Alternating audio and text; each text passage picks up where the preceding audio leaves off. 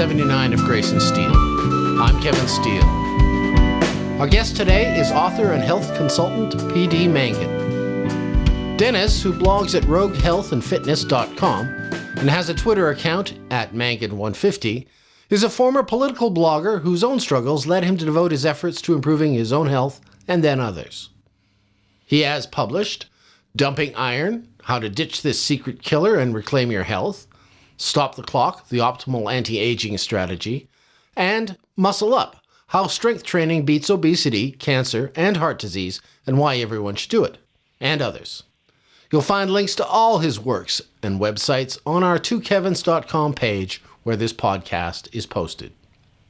He spoke with my co-host, Kevin Michael Grace, by phone about his education, his ideas on health and anti-aging, and his path to becoming a full-time writer about fitness and nutrition. Dennis, good to have you on the show. Thanks, Kevin. Thanks for inviting me. It's good to be here. Now, let me start off by asking you, I knew you some years ago as a political blogger. Uh-huh. You stopped doing that, and you got into health and fitness. Why did you do that? Well, I felt that I could put my expertise to better use this way. Writing about politics is more of a generalist kind of thing. I don't have any specific expertise there, but health and fitness is something, and the science behind it is something I've followed all my life. And especially in the years when my own health was worse, I started getting back more into the scientific literature. So that became the focus of my interests and my efforts. How old were you when you found this, when you decided to concentrate on this new interest?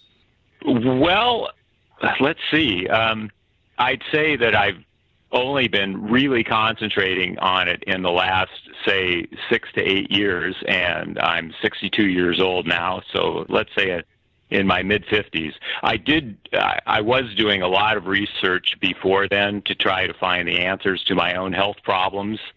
And then at some point I realized that I could do something with this. And in fact, I remember very clearly thinking that if I could ever get over this health problem with which no one else could help me with, that I should write a book about it. And lo and behold, at some point, I got over it, and so I decided to write a book on it, and I've been What doing that ever since. What specifically was the problem, if you don't mind saying? No, I don't mind saying, because I've written about it. I had chronic fatigue syndrome, and so I had that for quite a while, 11 years actually, and I went to numerous doctors. No one could help me, and not only could they not help me, but nobody could really figure out what the problem was exactly. In other words, everything, my laboratory values and so on, looked normal. And so at some point, I more or less took matters into my own hands and said, well, I've just got to figure this out because, modern medicine isn't doing the job for me. So that's how that got going. Now, you mentioned the phrase scientific literature. I'm a little suspicious of scientific literature with regard to nutrition. I'll give you one example. A couple of years ago, I bought a DVD collection called, I believe, 1001 Commercials. And it's just commercials going back to the 1950s, TV commercials, which I have an interest in. And I was really surprised to find out that this relentless campaign against saturated fats goes back at least to the 1950s, where we were assured by all the scientific experts that saturated fats were the very devil. Yes. But now, yes. Well, now they're not, right? Yes, you're certainly absolutely correct about that. I think that I could say a couple of things about that with regard to how it affects the scientific literature. As we're finding out now, the evidence against saturated fat, such as it was, has always been very weak. But nevertheless, the health authorities in this country ran with it. If you read about the McGovern hearings in the 1970s, when after which the government decided that they had to recommend a low-fat diet for everyone, you'll realize there were a lot of dissenting voices there, and people saying, eminent doctors and scientists saying we don't have enough evidence for this, and others saying, the evidence doesn't say this at all, but they went ahead and did it. If you look at the history of Ansel Keys, a famous scientist and nutritionist who was a key figure, so to speak, behind getting the low-fat diet going, his data was amazingly weak and in many ways mistaken, and some people even think manipulated to suit his own agenda. So as far as the rest of the scientific literature that we're now finding out that saturated fat is in fact healthy and does not cause heart disease, the literature is just immense, especially in that field. And data, these studies are very hard to do because they're extremely expensive to follow thousands and thousands of people for many years. And there have been conflicting results and so on and so forth. So you're right to be skeptical of the scientific literature. I think that we just have to go through it and make our own judgments and follow the judgments of people we think are trustworthy. And that's how I look at it. When I first started reading you several years ago, it seemed that, I would say, let's say shortly after the Second World War, we have the kind of situation that Christopher Lasch wrote about, that all the tradition and folk wisdom with regard to nutrition was thrown out of the window and the experts took over, advocating a radically different diet. Yes, as we're discovering, yes, some of the traditional folk ways, maybe most of the traditional folk ways with regard to diet were correct, and they would have to be, because people have to survive and reproduce and be reasonably healthy to do so. So yes, I think we can learn immense amounts from traditional diets. On the other hand, without scientific knowledge, going back to the early 20th century, they introduced trans fats, artificial oils like Crisco into the diet, and people didn't know any better. They thought that that was fine. It's basically an industrial product. There's nothing traditional about it. But heart attack rates started going up, starting right about then. Of course, you have other factors too, like widespread adoption of cigarette smoking. So people didn't know any better. So traditional ways are great. I suppose when things like Crisco or cigarettes were introduced into our lifestyles, people didn't ask themselves, well, is this good for our health? Most people had the idea, I suppose, that you're just born, you live, and you die, and there's nothing much you can do about that. The idea that diet and other lifestyle factors play a role in our health is more of a recent idea. Some people, the physical culturalists of the 19th century and early 20th century, they had the idea, exercise is really good for you and everything. They knew this. They didn't really have any science behind it to go by, but they figured it was healthy and they advocated it. But for most people, I think the idea was just that, your health is your health and there's not much you can do about it. I'm fascinated by this subject of fat in food, because it seems that everything that I was raised to believe turns out to be rubbish. To give one example, several years ago, a friend of mine invited me to dinner, and his wife had made this dessert, which involved yogurt. And I thought, this is going to be bad. I'm going to have to be polite and eat this stuff. And I knew what yogurt was. It was this hideous gray goo with this sugar bomb at the bottom. And so I politely ate what his wife had prepared. And I said, why does this taste delicious?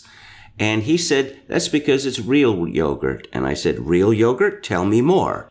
And he said, well, it has fat in it. Yes, yes. Well, fat is what gives the food its flavor. And I thought, now we're getting somewhere. Yes, absolutely. Low-fat food tastes pretty atrocious most of the time. And, I have to say that I bought that whole line myself. And this was, I think, a key factor in why I became unhealthy, why I was sick. I was a vegetarian, and I did this because everyone was saying this was the best thing to do for your health. And so, I read what they had to say. It all seemed to make sense to me. At the time, I never even thought about evolutionary factors that, for instance, all our ancestors for thousands, even millions of years have been eating meat, and they got through, and they weren't having heart attacks and so on. And the other thing I was doing was distance running. Everyone was telling me that running was the healthiest thing, the healthiest form of exercise. And I got into it, and I liked it. I liked the way it made me feel, and so I started running more and more. I have completed a couple of marathons. I was doing high weekly mileage, all that sort of thing, until one day when all of a sudden I couldn't do it anymore. And so I think both of these, my running and the low-fat vegetarian diet, were factors in my let's talk about vegetarian. Let's talk about vegetarianism. Now, it's my understanding. It's weird if you go on Wikipedia and you see these entries for famous people in the entertainment business. A great many of them, it says that they used to be vegetarian and they've stopped. Yes. Now, it's my understanding that a fairly large number of people who are vegetarians have to take protein supplements, and I'm thinking, well, that's clearly not a natural diet then, is it? Yes, it's clearly not. I think, for one thing, let's back up a little bit, and I would like to make a distinction between vegetarianism and veganism. So now, vegetarianism, I think that a vegetarian who eats eggs and cheese and so on and could have a reasonably healthy diet. I believe that veganism is either it's so difficult or next to impossible to have a healthy diet if you eat vegan, with no animal products whatsoever. And your question about whether that's a natural diet, well, that's exactly right. There have been no vegan societies in the history of the world, or if there have been, they've disappeared. All traditional cultures eat meat. There are some vegetarian societies, for example, in India, who eat vegetarian for religious reasons, but they are eating animal products also. They're not vegan. So, yes, it's unnatural. Human beings have been eating meat for, like, as I say, thousands or millions of years. We need it to be healthy. And also, you mentioned about so many vegetarians or ex-vegetarians, and it turns out that huge numbers of vegetarians quit being a vegetarian, and one of the main reasons they give is because they don't feel well. So this makes sense that they're not giving their body what they need, and they quit. So anyway, in a nutshell, I agree. It's a very unnatural type of diet. I have noticed, well, of course this isn't scientific, but I have noticed a pretty strong correlation between a low meat or no meat diet and obesity. Oh, yes, absolutely. The protein, which is highly concentrated in animal products, helps set our weight. And so there's even some scientists have come up with this, they call it the protein leverage hypothesis of obesity. And the fact that we, meaning generally as a population, when we got into eating the low-fat way, that meant that there was a decrease in protein in our diets. And so for example, if you're eating, oatmeal for breakfast instead of bacon and eggs, you get less protein. And the idea is that the body strongly regulates how much protein it wants because it's such a crucial nutrient. So therefore, when you eat foods that are more dilute in protein, like say your bowl of oatmeal or something, your body wants to take in more of that food to get the right amount of protein that it needs. And then besides the amount of protein, there's also the issue of refined carbohydrates and sugar, and that which is just so totally related to obesity. With the start of the low-fat diet craze, everyone told us that these foods were benign, and these foods meaning those that are high in refined carbohydrates and sugar, and they are not benign. They raise insulin levels and cause weight gain. So there is definitely a correlation between eating these kind of foods and being overweight. But to me, the whole low-fat food craze, it's reminiscent of the old joke about Chinese food, that you have a Chinese meal and an hour later you're hungry again. This seems to be an enormous problem with these low-fat foods, and which I gather is related to the absence of fat. That isn't fat the substance that tells your body that you're not hungry anymore? Well, fat is certainly a more satiating element in food than carbohydrates. So fat and protein are much more satiating than carbohydrates. And if you're eating these foods that are high in carbohydrates and low in fat and protein, yes, you are hungrier more. You get hungrier. People talk about having a mid-morning 10 a.m. crash in their energy levels and just feeling so hungry. That sort of thing used to happen to me all the time. But then people find out if they have eggs for breakfast, then they don't get hungry until much later, and they have their energy levels are on an even keel. So yes, the low-fat way of eating is a disaster on so many levels, yes. Now, you were talking about distance running. I used to do distance running years ago. I don't know. I gave it up for the reason that I'm not fond of pain myself. But I remember Mike Ditka giving an interview. I thought this was hilarious. And when he stopped playing pro football, he said that everyone told him, you got to run, you got to run, you got to run. Otherwise, you're going to blow up like a balloon. And he said he took their advice, and he said, and within a decade, he had 2 hip replacements. So he wasn't very pleased with that advice that he got. Right. Yes. But no, yes, the tremendous pounding that the body takes because of distance running. Again, this does not strike me as natural, keeping in mind that the first person to complete the marathon, died on the spot. Yeah. Yes, exactly.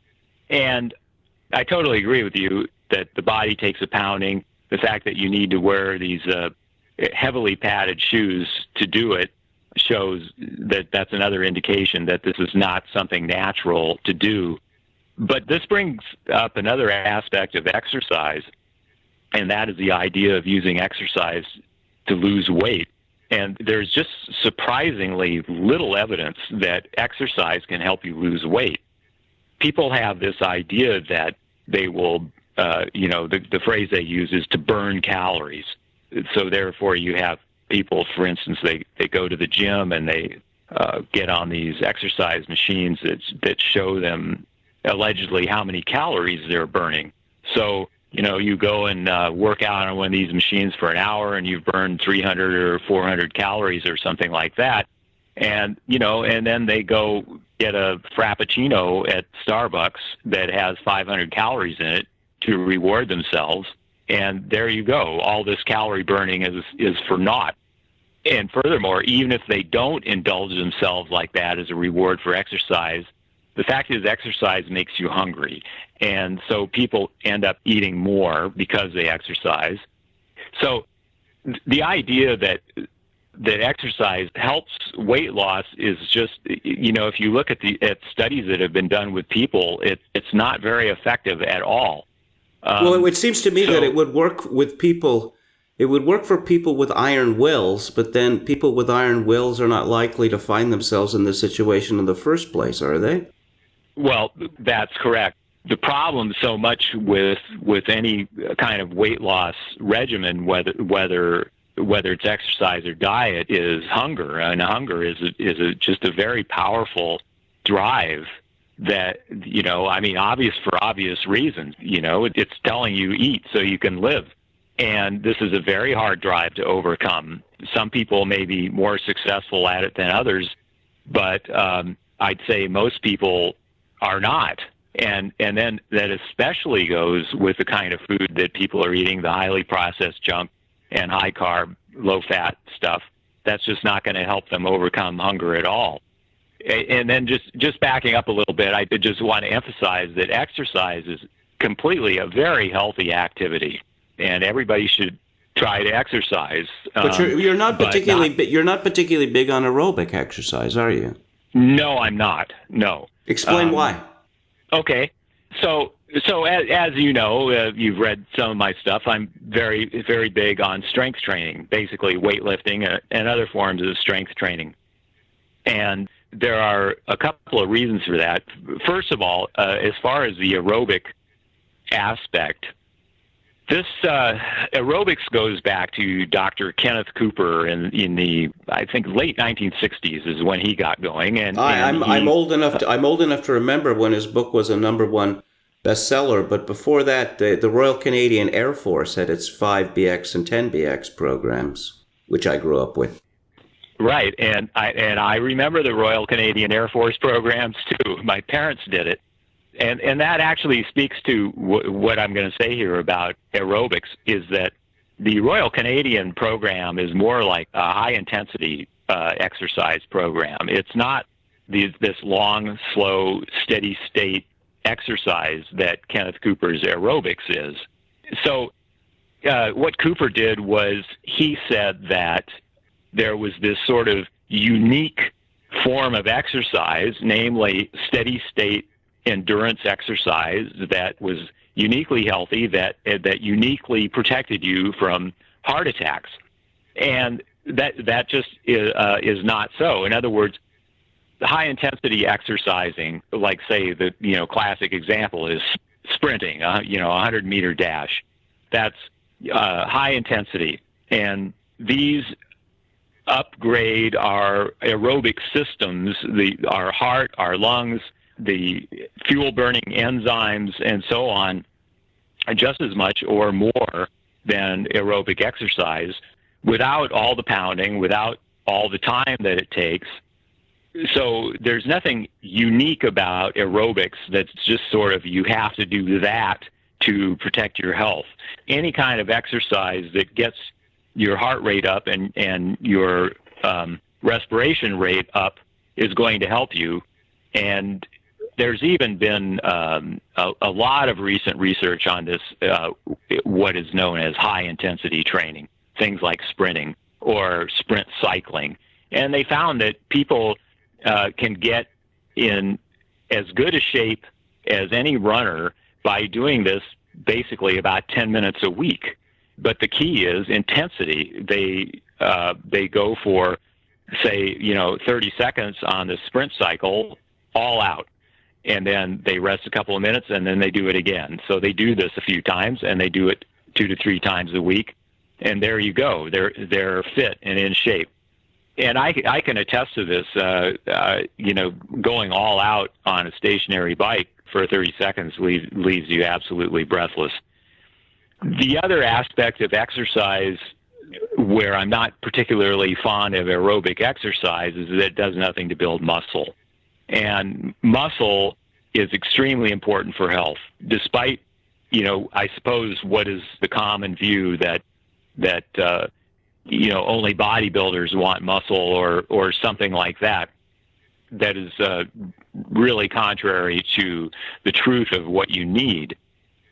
People lose muscle as they grow older, and it's very characteristic of older people that they have much less muscle than younger people. And this is important. It's not just important because you're able to lift heavy things. It's important because muscle is a main driver of your metabolism and your level of insulin sensitivity and levels of inflammation and so on.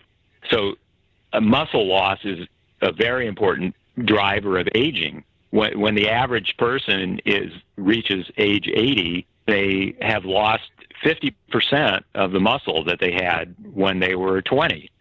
So, and that leads to frailty. It can lead to people being in the nursing home, having falls, just all this horrible stuff that we associate with being really old.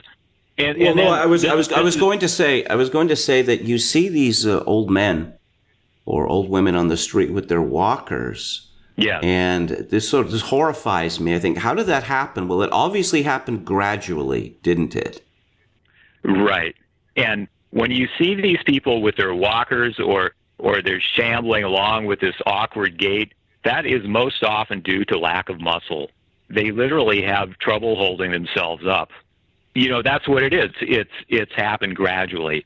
And so retaining muscle as you get older is just very important. And that's one reason that I am a strong advocate of weightlifting as one of the best exercises you can do. Now, how does the body differ in its ability to handle insulin as it grows older? It's a very good question. Insulin is just a very important hormone that's involved in our metabolism and glucose metabolism. When you have insulin resistance, the body pumps out more insulin to help deal with the fact that you need more to respond properly. And high insulin levels are implicated in all kinds of major diseases like heart disease and cancer, not to mention the classic diabetes. So, yes, maintaining insulin sensitivity as you get older is extremely important, and most people don't. Now, talk about the difference between the importance of waist circumference versus body mass index. Okay, excellent question. So what we're used to reading about and talking about weight in terms of body mass index. So if you have a body mass index of 25 or greater, you're overweight. If it's 30 or greater, you're obese.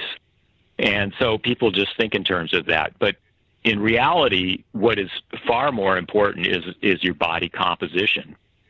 Sometimes you hear about, your bodybuilders get all, they say, oh, BMI is worthless because, so-and-so bodybuilder has a BMI of 28, which shows that he's overweight, but he's obviously in great shape. Well, they've got a point, even though very few people fit into that category. The point is that body composition is much more important. So waist circumference, obviously, the measurement around your waist is important, and some researchers have suggested using waist circumference or the ratio between the height and waist circumference as a better measure of health than body mass index. And I think that's correct. And then you have the other case where you have people with a low or normal body mass index, let's say 22, but they're not healthy either, simply because so much of their body composition is fat and not enough is muscle. So this is a phenomenon that's known as normal weight obesity. So BMI, body mass index, can be very deceptive. It's a very sort of ballpark figure, and it's been used for a while, so they continue using it. But body composition, and a simple way to look at it is the ratio of height to waist circumference. That body composition is much more important. Now, what is intermittent fasting, and why do you recommend it? Intermittent fasting is it's a process of fasting is obviously going without food. So intermittent fasting just means that you go without food for some period of time, then you eat again, and then you fast again. So a very common form of intermittent fasting that people do is, and one that I've done a lot, is you don't eat anything after your main meal at night, right? So you eat your dinner at 6 p.m., say, and in the morning when you get up, and instead of eating again breakfast, which would be the normal thing to do, then you don't eat. And then if you don't eat until, say, approximately noon, for your first meal of the day, you have now gone 16 to 18 hours without food, because sleeping counts as the time spent without food. So normally people would go, it would be totally normal to go, say, 12 hours without food. In other words, between your last meal of one day, then overnight until breakfast in the morning. And then you just extend that a bit, and you've got intermittent fasting. Some people will extend that longer, do 24 hours, say, even. When you get beyond 24 hours, you're really not talking about intermittent fasting anymore, but more kind of extended fasting, and that's almost a separate subject in itself. In any case, why is intermittent fasting a healthy thing to do? Well, for one thing, if you look at the opposite, which is this practice called grazing that has been advocated so much in the mainstream in the last few years, which is, eat every few hours. That's just the worst thing you can do. It screws up your metabolism, and it's a good way to get fat. Intermittent fasting, sorry to interrupt. I was going to mention in that regard. This has become increasingly popular with children. And, looking back to my own childhood, in a classroom of 35, there might be one fat kid who was known as the fat kid. When right. I see children today in school, how many, fat children there are, I really find this shocking. But I suppose it is not shocking if they almost never stop eating. Right. They're encouraged. The kids are encouraged. Everybody around them seems to encourage them to eat all the time. There's this, somehow we've got to this idea that, nobody can go more than 2 hours without eating anything. Your energy levels are going to flag and you're going to starve and all this kind of thing. You got to eat all the time. It's just such a bunch of BS. And it's just so, it's worse than counterproductive, but yeah, it's really bad. And the schools have snack times and so on. There's another aspect to that which I think is equally damaging. Oberon once wrote that appetites must be cultivated. One can hardly enjoy a meal very much if one never stops eating. This idea that we're always rewarding ourselves in all of these different ways, well, they're not really rewards if they're the norm, are they? Well, that's a very good point. And I guess I could say maybe as a counterpoint that a lot of the food that people are eating is junk. And it's high in sugar, and it's what is known in in nutritional circles as highly rewarding food. So this kind of stuff, fast food or pastries, I hardly even know. I have to think about what this stuff is because I don't even go near it. But the stuff that most people are eating, it's highly rewarding. It's stuff that you have a hard time stopping eating once you get going. So maybe in those cases, even if they eat every 2 or 3 hours, as long as it's some of this highly rewarding junk food, maybe they are getting a reward. I don't know. That's the thing. If you eat a diet that's, say, if you're eating steaks, for example, steak and eggs, I mean, you just don't have that problem. You're satisfied. It's rewarding when you eat it. You're satisfied, but then you don't want any more until you're good and hungry again. Right. Now, I want to talk about your specific books, but first, a little detour. Okay. I want you to tell me how you got into the self-publishing business and tell our listeners a little bit about how that works. Oh, okay. That's an interesting topic in itself. Amazon is, of course, at the center of this. They're selling the most ebooks and print books. Their print arm is called Create Space. So, in essence, it's very simple. You write your book and you upload it to Amazon. You get someone to design a cover for you. That's recommended because I've tried designing them myself, and it's not easy. So, you get somebody to design a cover for you. You upload the book to Amazon. You tell them how much you want to sell it for, and boom, you're in business. The technical aspects can be frustrating, but like any other technical thing, I finally broke down and bought myself a copy of Microsoft Word because the other word processors just weren't cutting it at all.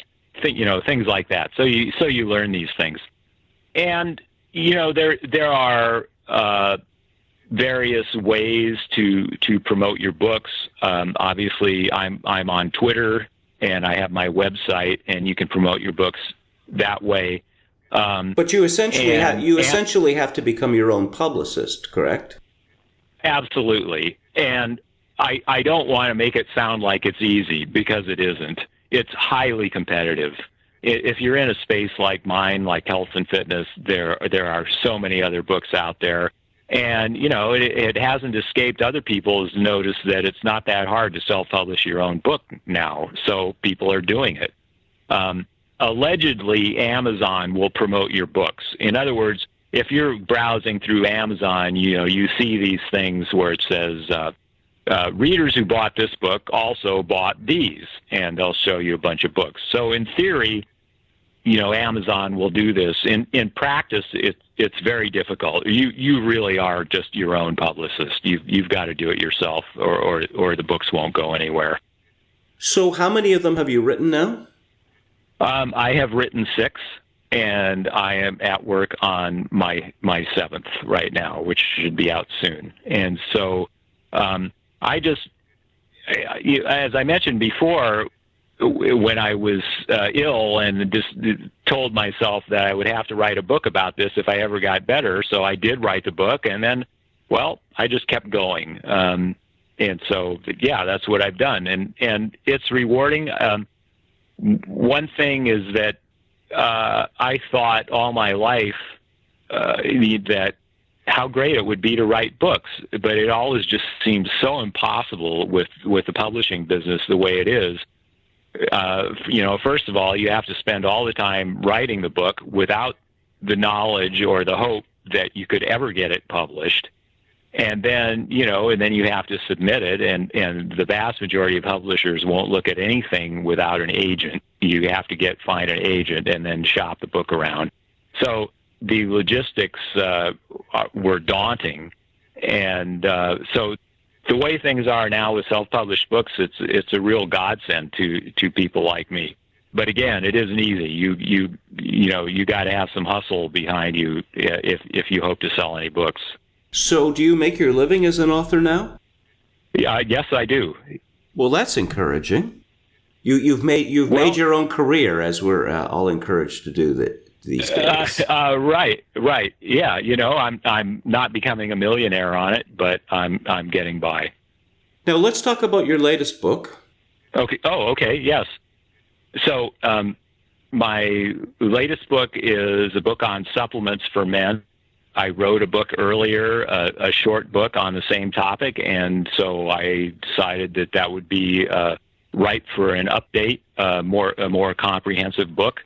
So I sat down to write it, and I'm nearly done with it. Oh, but I meant your latest published book. That would be Dumping Iron? Oh, yes. Yes, Dumping Iron. Now, I'll just read the subtitle, How to Ditch the Secret Killer and Reclaim Your Health.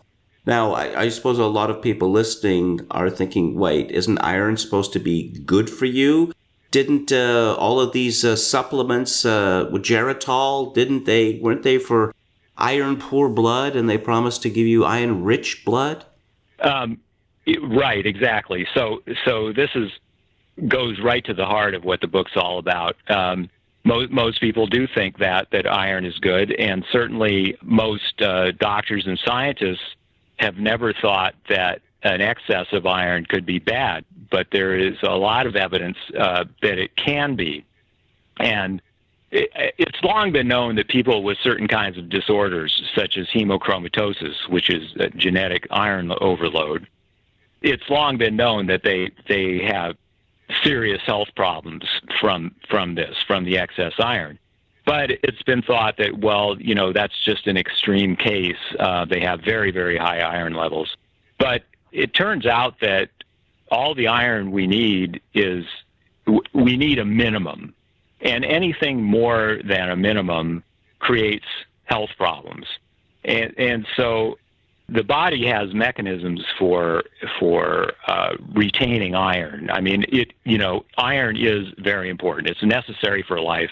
All living things need iron. But in excess, it becomes a problem. And so we have mechanisms for obtaining iron, but what happens as we get older is the iron levels tend to go up. We have no regulated way of getting rid of iron. So is this now, a question of diet, or is it a question of other considerations of having too much iron in your body? Well, good question. Diet is certainly involved, but there are other factors. Like, for example, alcohol intake causes increased iron. Some people, some very knowledgeable observers of this situation believe that a lot of the problem is driven by iron supplements, either directly or inadvertently. In the United States, would your typical multivitamin contain iron? Yes, it does. Yes. And would you recommend stop using them for that reason? I would. I'm not crazy about the idea of multivitamins for that reason, because they have iron and they also have other things in them that I'm not a fan of, calcium and copper, for example. And yeah, they have what they call mature multivitamins that don't have iron in them. So, some people are aware of this, but regular multivitamins do have iron in them. And then in the United States, flour, rice, and cornmeal is fortified with iron by law. So there's iron in everything. It's really, you don't want to be iron deficient. Iron is important, but in the modern developed world, it's difficult to become iron deficient. And the problem as people get older is more that the iron accumulates in their bodies. Iron is a highly reactive metal. As you see, it rusts when it's exposed to air and water, and that's similar to what it's doing in our bodies and creating all kinds of havoc, involved in cancer, heart disease, diabetes, infections, everything. So, just white rice, is that one of the worst things that you can eat? That's a good question too. The Japanese subsisted on white rice for a long time, and they didn't become overweight. But I'd say for the average person, white rice is not exactly optimal. It's probably not the worst thing you can eat, no, but I wouldn't recommend it. Well, you may remember this. You may have seen this yourself on late night TV a few years ago. I used to see this commercial, and apparently people in Okinawa live to be very old, and they were selling something, a supplement which was based on some fruit that grew only in Okinawa. Now, did you suggest that there was another reason for this? That people in Okinawa live so long? Oh, absolutely. There are a number of reasons why they might live so long.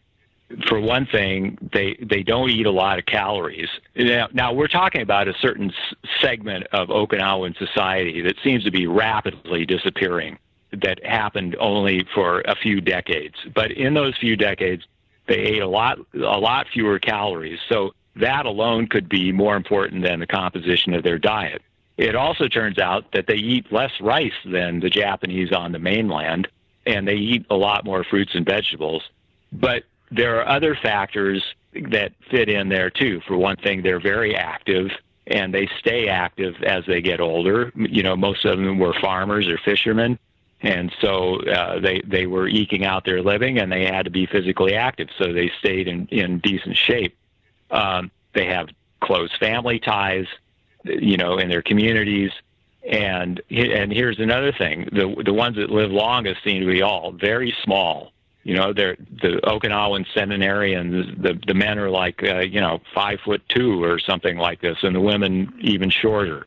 So there's all these aspects that feed in there that might all have something to do with it. They might be more important than their diet. I don't think it's determined at all exactly what's going on there. Well, but clearly, the nature of our lives has changed greatly. Until fairly recently in human history, only aristocrats lived sedentary lives. Now, perhaps the majority of people do so. And I wonder to what extent this problem has been looked at globally, that, our diets need to change in order to reflect the fact that most of us simply don't get the natural exercise that we would have got in the past. Well, sure. I mean, you see this all over the world. China, for example, apparently has a higher rate of diabetes than the United States now, and that could be driven by sugar consumption. But in any case, they're wealthier. They're able to afford more food. They don't have to work as hard on average in general. And so, this gets back a little bit to to the idea of intermittent fasting. What happens in fasting is that you're putting a stress on your body, and this is so important for health, to stress your body and not have your body in the comfort zone, so to speak, all the time. You need to exercise. You can stress it by going without food for some period of time, and even things like cold showers. All these are stressors, and the body actively responds to these stressors by basically upgrading itself in order to better be able to withstand these stressors. So, putting stress on your body in that sense, and I don't mean chronic psychological stress. That's not the kind of stress I'm talking about. But these kinds of physical stressors are important to keeping the body healthy. It's why exercise is so important for health. When you don't exercise your body, it just starts to fall apart. Now, speaking of exercise, your book, Before Dumping Iron, Muscle Up, How Strength Training Beats Obesity, Cancer, and Heart Disease, and Why Everyone Should Do It. Do you want to talk a little bit about that? Sure. So I mentioned this a little bit earlier about the differences between, or I should say, why I don't think aerobic exercise is the best exercise. One of the reasons is because it does not build muscle, and in fact, maybe even accelerate the loss of muscle. So by strength training, you build your muscle, you're effectively counteracting aging. Since aging is characterized by loss of muscle, you counteract it by building muscle. So this is very important. It's as the subtitle of the book has it, it's implicated in all kinds of diseases. People who have more muscle have much lower rates of cancer and heart disease and diabetes. So there are all kinds of reasons why everyone should be doing strength training. And if you do it properly, I believe that aerobic exercise, as it's normally thought of, isn't even necessary. A high-intensity weight training workout can give you all these cardiovascular health factors that exercise gives you. So I am a strong advocate of weight training for everyone who can possibly do it, even older people. It builds muscle, helps keeps bones strong. Well, let's talk about practicalities of that. Is it necessary for people to go to a gym to do this? No, it is not. Okay. Well, my next question is it necessary for them to fill their house or apartment with a lot of heavy weights? No, it is not. There are all kinds of body weight exercises that can be done that leverage the weight of your body. For example, put your feet on a chair with your hands on the floor and do push-ups that way. And you're putting a lot of force on your pectoral muscles, and it's effectively the home equivalent of doing the bench press. So no, there are body weight exercises can be effective. I would add the caveat, and this goes for traditional weightlifting too, that it has to be done with intensity. Doing 10 push-ups. Let's say you do push-ups and then you say, well, okay, I've done enough. I'm tired of that. That's not really going to help a lot. You've got to put a lot of effort into it. You've got to do it. If you're doing that kind of exercise, you have to do it to use weightlifting term. You have to do it to failure. You do push-ups until you can't do another push-up. That's how you're going to build muscle that way. And then, yes, there are all kinds of other exercises for different parts of the body. So, no, a gym is not necessary. This goes back to your point that apparently what the body wants is resistance in various ways. Well, right. That's what's going to make you healthier, is by putting the stress on there, and intense stress. You know, I see a lot of health conscious people out walking, and you know, that's great. I walk myself. I like it. It's something I can do on an off day. Just go for a nice walk. It clears my head and everything.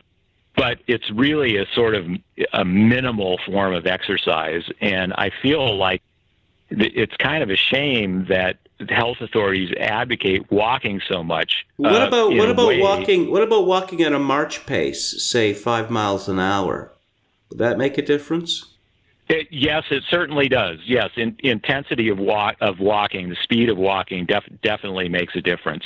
Because this is something that I do myself, and I've noticed that when I march when I do this at the march pace, I mean, you can tell that the muscles in various parts of your body, particularly your lower leg, your ankles, whatever, they are being tested, you know. Certainly, and your heart rate goes up, and you breathe faster. Yes, so you're getting exercise there. The main point I want to make there is, to improve your health, you have to be going beyond what you can already do. So, you know, the kind of casual walking, while it's a healthy thing to do, if you really want to get exercise, you should do more than that. Something that gets your heart rate going and your muscles pumped, that sort of thing. Dennis, I have one last question for you. All right. I'm sure there's a lot of people listening who think, well, I'd like to do everything that he talks about, but maybe I'm rather shy about this, or this sounds like a big program. What's the first best thing to start doing? Well, I would say to get rid of the junk in your diet. I would say that's probably the first best thing that most people can do. I would get rid of or radically cut back on anything with sugar in it, and totally get rid of anything made with vegetable oils. These are what are sometimes called industrial seed oils, safflower, corn oil, this kind of thing. Very unhealthy. And also consider cutting way back on anything with refined flour or other refined carbohydrates in it. In my opinion, this is what's really one of the main things responsible for the obesity epidemic that we're seeing around us. One of the main reasons that people are in ill health. So I think that would be the first best thing most people can do. I tend not to talk about it too much because I figure I'm probably wrong here, but I figure, doesn't everybody know this already? Because to me, it's just a given. But I believe that would be it. Well, you know, Peter Brimelow once said that the whole point of journalism, or good journalism, is leveraging ignorance. You know, that some people are going to know a lot and some people are going to know little. Right. But thank you so much. It's been great chatting with you. And you can get Dennis's books at Amazon.com, Amazon.ca, Amazon.co.uk, and we'll have links to all of them in the notes for our podcast. So Dennis, once again, thank you so much. Well, thank you, Kevin. It's been a pleasure talking to you. Bye-bye. Okay, bye-bye.